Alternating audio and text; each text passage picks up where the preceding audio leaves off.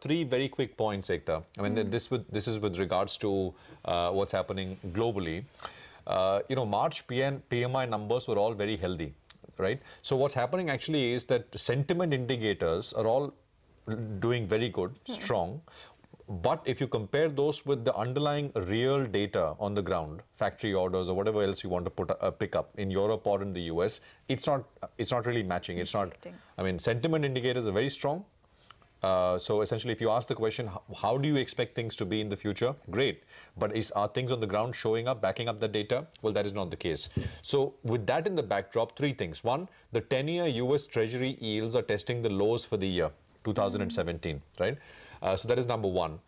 There just seems to be some consolidation of the economic market optimism, I mean, globally. Look at industrial metals, they are near their year-to-date lows, right? I mean, you can pick up most industrial commodities and they are at their YTD lows. Oil is trying to put a bottom in place. I mean, it saw a correction in March. It's trying to put that behind and trying to go back and trade in the January to February range. So 51-ish is where it is at right now.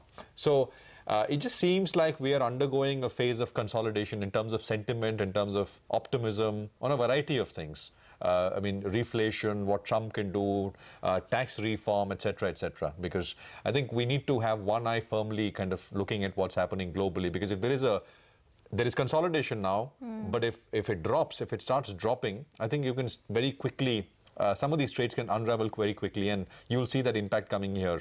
Into India as well. I mean, you can argue that flows locally are very strong, etc. But I think, I mean, what happens globally with FIs, etc., I think will be very important to track. Yes, absolutely. And back